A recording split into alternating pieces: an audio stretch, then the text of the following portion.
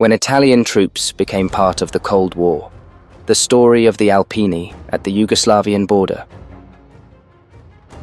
What you are about to witness is real, unedited footage from 1951, a critical moment when Italy's Alpini mountain troops stood as sentinels of democracy just 12 kilometers from the volatile Yugoslavian border. This scene of General Dwight D. Eisenhower inspecting Italian forces is more than a ceremonial visit.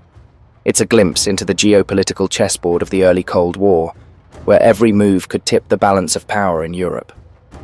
The footage reveals more than soldiers standing in ranks.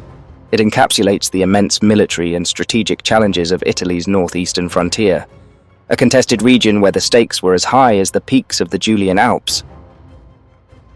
Italy's role in the Cold War, a nation rebuilt. By 1951, Italy was no longer the defeated Axis power of World War II. Instead, it had become a vital member of NATO, reshaped by economic recovery efforts like the Marshall Plan, and aligned with Western democracies against the Soviet bloc. Its geographic position on the southern flank of the Iron Curtain placed it at the forefront of Cold War tensions, particularly along the border with Yugoslavia. The border region wasn't just a physical divide, it was a flashpoint.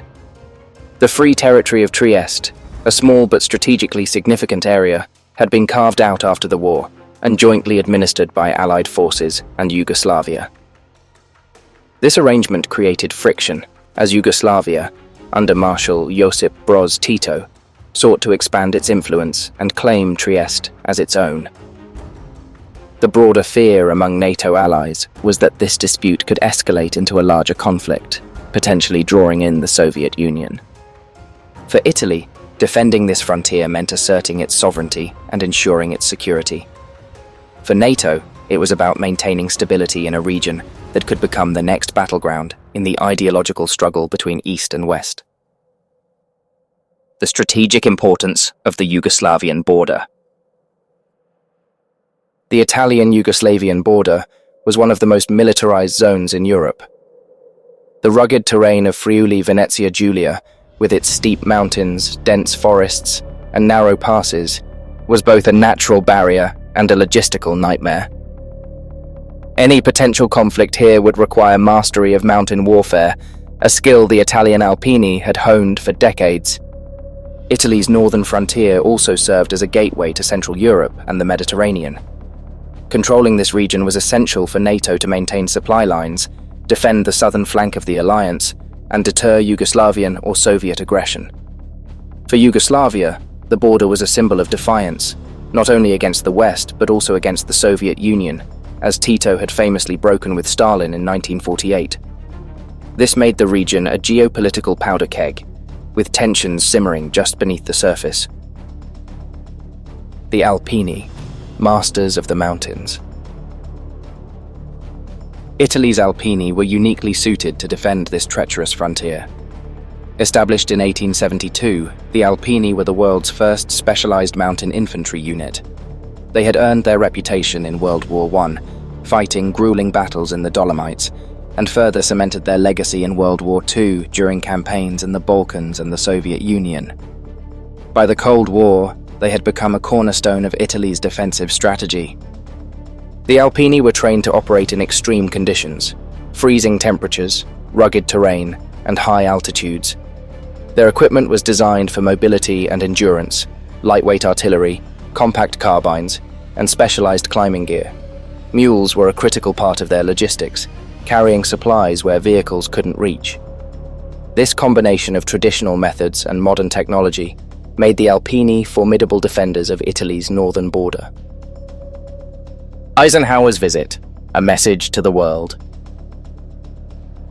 When General Dwight D. Eisenhower visited the Alpini near the Yugoslavian border in April 1951, it was a moment laden with symbolism. As NATO's supreme allied commander Europe, Eisenhower's inspection of the Italian forces was a statement of unity and resolve. His presence underscored NATO's commitment to defending its members and deterring communist expansion. Eisenhower's visit also highlighted the importance of Italy's contribution to NATO. The Alpini were not just soldiers, They were a symbol of Italy's transformation from a fascist dictatorship to a democratic ally. Their deployment near the Yugoslavian border was both a military necessity and a political declaration. Italy stood ready to defend its sovereignty and uphold the principles of the Western Alliance. The tensions along the border. The border region was a cauldron of uncertainty.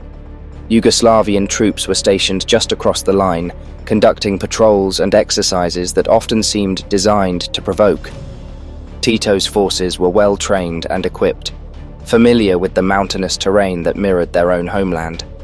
Reports of skirmishes, incursions, and propaganda campaigns were common, keeping both sides on edge. For the Alpini, this meant constant vigilance. Patrols along the border were more than routine. They were a test of endurance and nerves.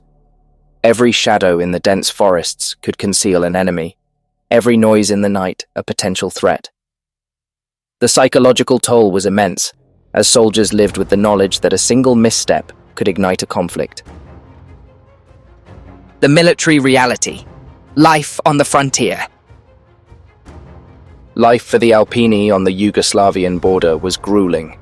The mountainous terrain demanded physical and mental toughness. Soldiers faced freezing winters, treacherous paths, and the ever-present risk of avalanches. The barracks were Spartan, and supplies were often limited, adding to the hardships. Training was relentless. The Alpini practiced scaling cliffs, navigating snowfields, and setting up defensive positions in inhospitable terrain. Their equipment, though advanced for its time, required constant maintenance. Rifles and machine guns were cleaned meticulously to prevent malfunctions in the damp, freezing conditions. Artillery crews practiced rapid deployment of their lightweight howitzers, ensuring they could provide fire support even in the most remote locations. Despite these challenges, morale among the Alpini remained high. Their bond as mountain soldiers, forged through shared hardships, created a sense of pride and camaraderie. They knew their mission was critical, not just for Italy, but for the stability of Europe. The geopolitical stakes. Eisenhower's visit to the Alpini near the Yugoslavian border was a clear signal to the world. NATO was not just a defensive alliance, it was a united front against the spread of communism. Italy's role in this alliance was pivotal. Its location, bridging the Mediterranean and Central Europe, made it a linchpin in NATO's southern strategy.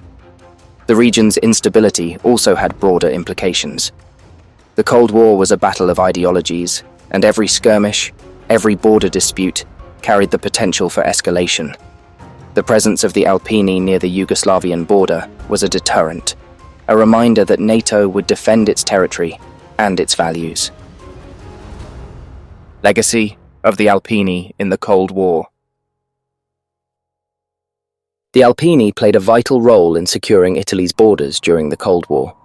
Their presence near the Yugoslavian border helped stabilize a region that could have easily become a flashpoint for conflict. They embodied the resilience and determination of a nation that had rebuilt itself from the ashes of World War II.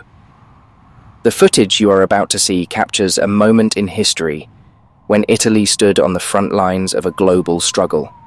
It is a testament to the bravery and skill of the Alpini, the strategic importance of their mission, and the unity of the Western Alliance in the face of uncertainty. This is more than a military inspection. It is a window into the complexities and challenges of defending freedom during the Cold War.